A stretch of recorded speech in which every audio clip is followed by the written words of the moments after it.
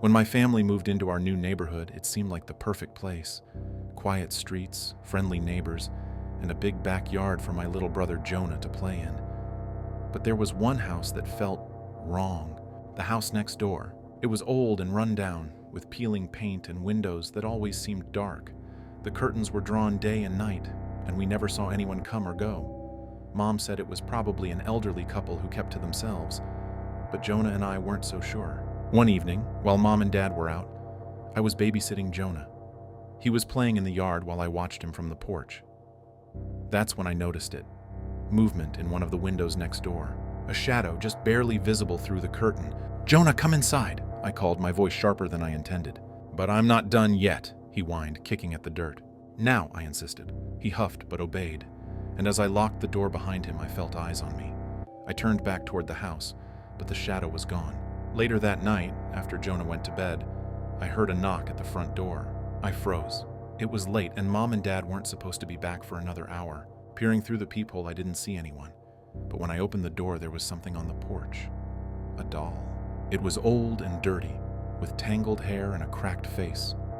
Pinned to its dress was a note that read, "For Jonah." I slammed the door, heart racing. I double-checked that it was locked and went to check on Jonah.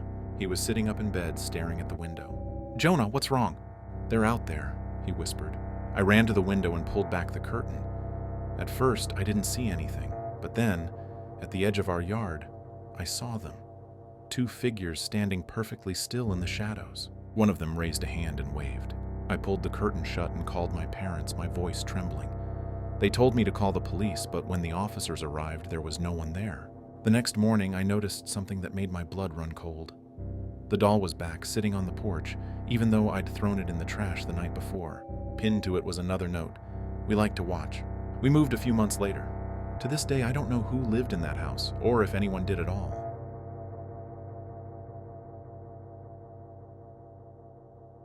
I moved into my first apartment last year, a small unit in a quiet, older neighborhood. The building had a certain charm, and most of the tenants were friendly retirees or young professionals like me. But there was one tenant who stood out, a man who lived in the corner unit at the far end of the complex. I didn't know his name, and no one seemed to talk about him. He was tall, middle-aged, and always wore the same tattered flannel shirt and jeans. I'd occasionally see him sitting on his porch, smoking and staring at nothing in particular. Something about him made me uneasy. One evening, I came home late after a long shift at work. The parking lot was dimly lit, and as I walked toward my building, I noticed the man sitting on his porch again. His eyes followed me as I passed by, but he didn't say a word. When I reached my door, I glanced back. He was still watching. I tried to shake off the feeling and went inside, locking the door behind me. Later that night, as I was getting ready for bed, I thought I heard footsteps outside my window. I froze, listening carefully. My unit was on the ground floor, and the window faced the courtyard. The footsteps stopped, but then I heard something else, a faint tapping on the glass. I pulled the curtain back just enough to peek out, but I didn't see anyone. Just the empty courtyard, bathed in pale light from the street lamp. The next morning, I found a cigarette butt on the ground outside my window. I tried to convince myself it was nothing, but the unease stayed with me. Over the next few weeks, I started noticing strange things. A few times I caught the man standing just outside my door as I was leaving for work. He'd quickly pretend to be doing something else, like tying his shoe or looking at his phone. But I knew he was watching me. One night I came home to find a single red flower lying on my doormat. There was no note, no explanation. I thought about reporting him to the landlord, but I didn't have any concrete evidence that he was doing anything wrong. Then, one evening, I fell asleep on the couch while watching TV.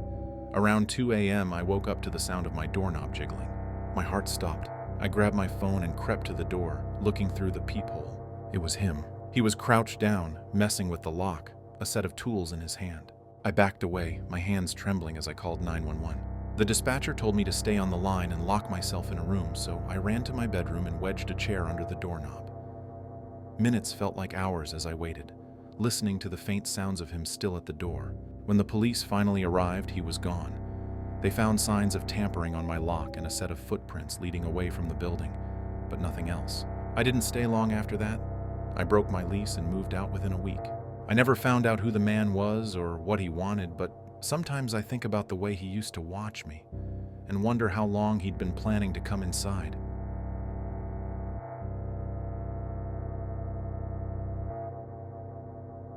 When I moved into my new apartment complex, my neighbors were surprisingly friendly. Most introduced themselves within the first week, except for the elderly couple next door, Mr. and Mrs. Hughes. They lived in the unit directly across from mine and kept to themselves. I'd see them occasionally, usually in the early mornings when I was leaving for work. Mr. Hughes always gave me a polite nod, but never said much. One Saturday afternoon, I was surprised to find Mrs. Hughes knocking on my door. She held a plate of cookies and smiled warmly. "Welcome to the building," she said.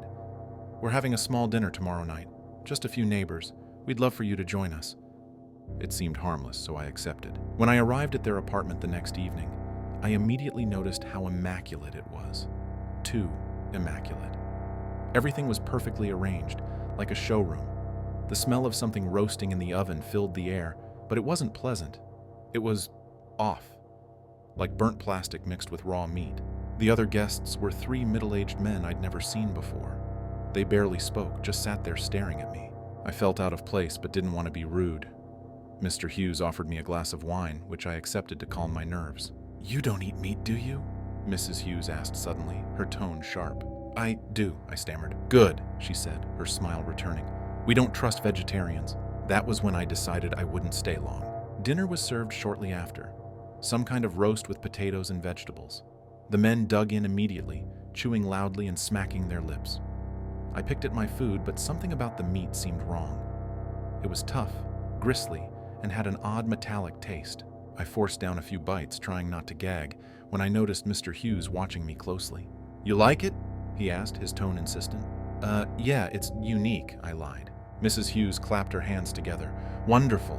We always say it's not every day you get to share a family recipe." That's when one of the men laughed, low and guttural.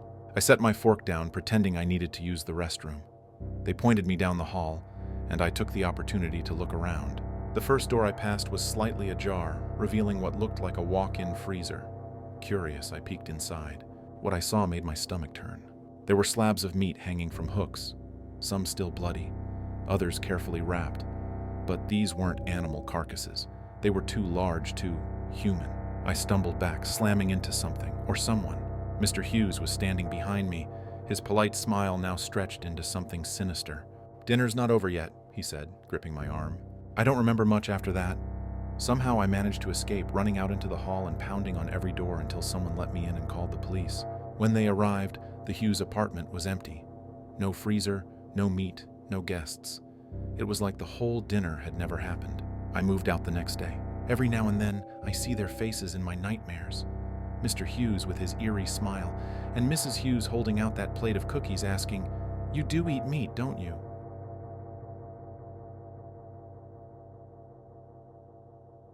Last summer, I rented a small house on a quiet suburban street.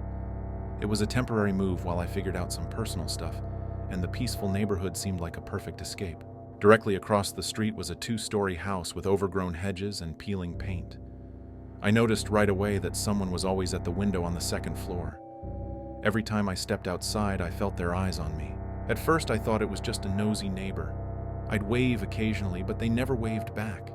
Instead, they'd just stay there, motionless, their silhouette framed against the dusty glass. One evening, I was sitting on my porch reading when I felt that familiar prickle on the back of my neck. I glanced up, and sure enough, the figure was at the window again, perfectly still. Deciding to break the tension, I called out, "Hi there!" No response. The figure didn't even flinch. Feeling unnerved, I went back inside and closed the curtains. Over the next few weeks, the figure became a strange fixture of my daily routine. Morning, afternoon, evening, it didn't matter. They were always there. I started joking with my friends about the Watcher, but deep down, it creeped me out. One night, I woke up to a noise outside, a faint scraping sound. I looked out my bedroom window and saw someone standing in my driveway. It wasn't the figure from the window. This person was taller, broader, and wearing a hooded jacket. They were dragging a trash bag across the gravel, their movements slow and deliberate. Panicking, I grabbed my phone and dialed 911. As I was giving the dispatcher my address, the figure in the driveway stopped and turned toward my house. Even though their face was in shadow, I could feel their gaze. The police arrived within minutes, but by the time they got there, the person was gone.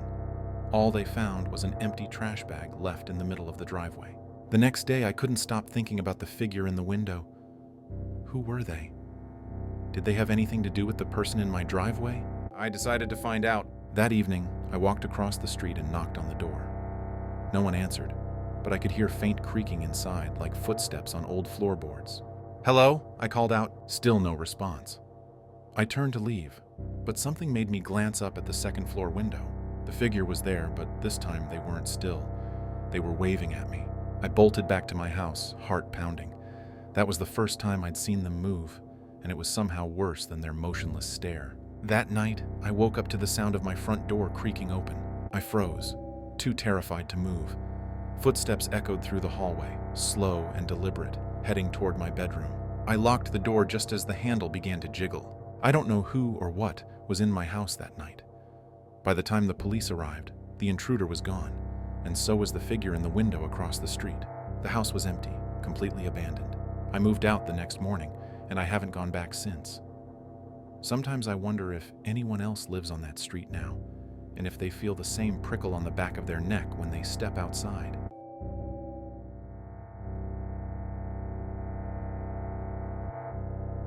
When my boyfriend Eric and I moved into a small rental house on the edge of town, it seemed perfect. The price was right, the yard was spacious, and the only neighbor was an older man named Mr. Crane, who lived in the house next door. Mr. Crane was polite but distant. He didn't say much beyond a gruff hello if we passed him in the yard, but we didn't mind. We figured he valued his privacy. There was just one odd thing, the shed in his backyard. It was massive, more like a small barn, with a heavy padlock on the door. Sometimes late at night, we'd hear strange noises coming from it, metallic clanging, muffled thuds, and what sounded like chains dragging across the floor. Eric joked that he was probably a retired handyman tinkering with old projects, but it didn't sit right with me. One evening, I was watering the garden when I saw Mr. Crane in his backyard. He was crouched near the shed, muttering to himself. His hands were covered in something dark, mud, maybe, but he was digging a shallow hole with his bare hands. When he noticed me watching, he stood up abruptly and stared at me. I tried to smile and wave, but he didn't respond. Instead, he brushed his hands off and went back inside his house without a word. That night, Eric and I heard the noises again. This time, it was louder, banging like someone was pounding on the inside of the shed. "Maybe we should call someone," I whispered. "Call who?" Eric asked. "The guy's not doing anything illegal." We left it alone, but the next day, curiosity got the better of me. While Eric was at work, I decided to take a closer look. I walked over to the shed, feeling the crunch of dry grass beneath my feet. The padlock was enormous, rusted but solid. Pressing my ear to the door, I strained to listen. At first, there was nothing, but then I heard it, a faint scratching sound like nails dragging against wood. "Help me," a voice whispered from inside. I stumbled back, my heart racing. That night, I told Eric what I'd heard. He didn't believe me, said I was probably imagining things, but I couldn't shake the feeling that someone or something was trapped in that shed. 2 nights later, the noises got worse, screaming, banging, and what sounded like a saw buzzing faintly. I couldn't take it anymore. I called the police. When they arrived, Mr. Crane answered the door, calm as ever. He denied everything, claiming the noises were just the wind and the old shed creaking. The officers didn't seem convinced, and eventually, they forced the shed open. What we saw inside still haunts me. The shed was filled with cages, rusty, blood-streaked cages. Most were empty, but one in the corner held something I'll never forget. A man. He was filthy, his clothes torn, and his wrists and ankles were bound with chains. His face was hollow, his eyes wide with terror. Mr. Crane was arrested on the spot, but the investigation revealed even more horrifying details. He'd been keeping people there, transients, drifters, anyone who wouldn't be missed. To this day, I can't believe we lived next to him for so long without knowing. The thought of how many nights he might have been out there watching us from his window still keeps me up at night.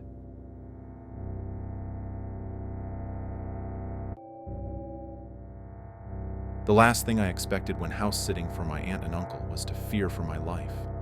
They'd asked me to watch their place for a week while they went on a cruise, leaving me in charge of their old Victorian home and their golden retriever, Max. The house was charming, tucked into a quiet neighborhood surrounded by tall trees and long stretches of forest. I thought it would be a relaxing break from my noisy apartment downtown. The first few days were uneventful. Max and I went on walks, I binge-watched some shows, and everything seemed fine, until I noticed the neighbors. Across the fence was a family of 4, 2 parents and 2 teenage kids. They weren't unfriendly, but something about them felt off. Every time I let Max into the backyard, one or more of them would appear at their window, just staring. They didn't wave, smile, or acknowledge me, just stood there watching. The second night, I was about to let Max out when I noticed them in their backyard, all 4 of them standing in a circle. It was late, maybe midnight, and they had no lights on except for the glow of a lantern in the center of their group. Curious but uneasy, I turned off the porch light and watched from the window. They were chanting something, their voices low and rhythmic. Max growled softly, his ears pinned back. "Come on, buddy," I whispered, stepping away from the window. I locked the door and decided we could skip his nighttime bathroom break. The next morning, I woke to find strange symbols drawn in chalk on my side of the fence. They looked like runes or sigils, symbols I couldn't understand. That night, I couldn't sleep. I stayed up scrolling on my phone until Max started barking. His frantic yelps sent me racing downstairs. He was at the back door, growling and clawing at the glass. I peeked outside and saw them again. The neighbors were standing just beyond the fence, their lantern glowing eerily in the dark. One of them was holding a knife. My heart pounded as I grabbed my phone to call the police, but before I could dial, a loud knock came at the front door. I froze. Slowly, I crept to the peephole and looked out. No one was there. When I turned back, the backyard was empty. The neighbors were gone, the lantern extinguished, and the yard eerily still. The police arrived about 20 minutes later. They found nothing. No neighbors, no lantern, not even the chalk symbols. When they knocked on the house next door, no one answered. I decided to leave that night, grabbing Max and driving straight to a friend's house. The next morning, my aunt called from her cruise. "Everything going okay?" she asked casually. "Do you know the neighbors?" I blurted. There was a long pause. "What neighbors?" she finally said. "The ones next door," I insisted. "The family with the 2 kids." Her voice turned cold. "Sweetie, that house has been empty for years." I didn't go back to the house until my aunt and uncle returned. They acted like I'd imagined the whole thing. But when I went to grab my suitcase from the guest room, I found something tucked into the corner of the bed. A lantern, covered in ash.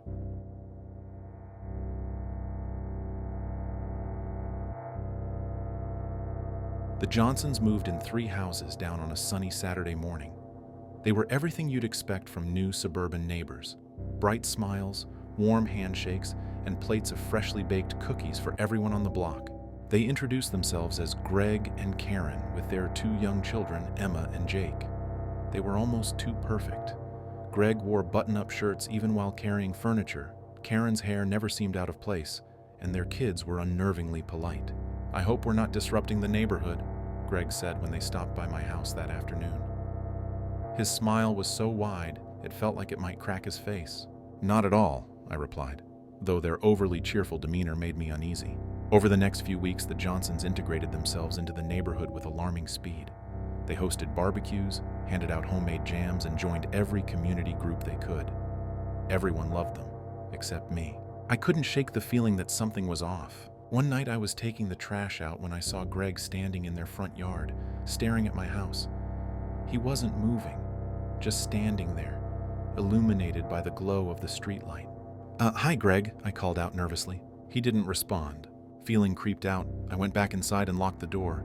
The next day, Karen stopped by with a casserole. "I noticed you didn't come to our barbecue last night," she said, her smile unnaturally wide. "We missed you."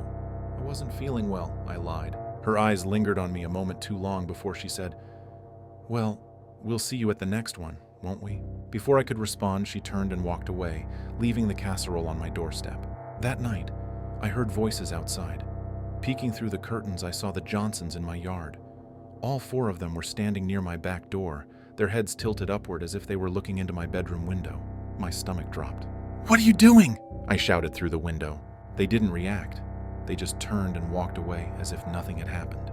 I called the police, but when they arrived, the Johnsons' yard was dark, and there was no sign of them outside my house. The officers told me to call again if anything else happened.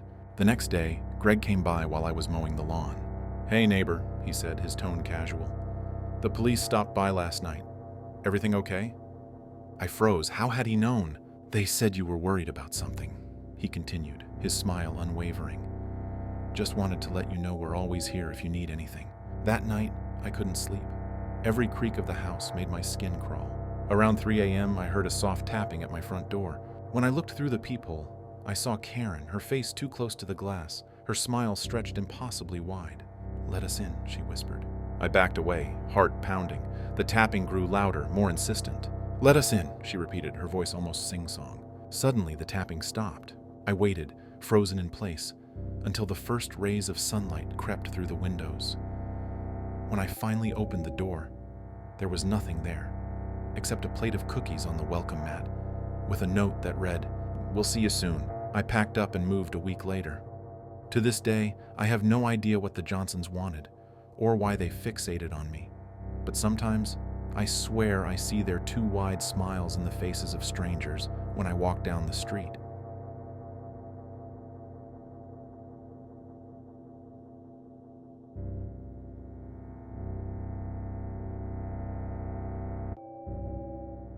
I always thought the house next door was strange. It wasn't dilapidated or anything, but it had an unwelcoming aura. Blinds always shut, porch light flickering, and an overgrown lawn. It had been vacant for years until the neighbors moved in. The Simons arrived in the middle of the night, unloading furniture and boxes quietly, almost like they didn't want to draw attention. I only noticed because my bedroom window faced their driveway. By morning, it looked like they'd been living there for months. Curtains hung, flower pots on the porch, and a shiny welcome mat outside the door. They introduced themselves briefly, Sarah and Tom Simon, and their teenage son, Evan. They were polite enough, but something about them was off. Their smiles didn't reach their eyes, and they avoided small talk like it was a chore. It wasn't long before weird things started happening.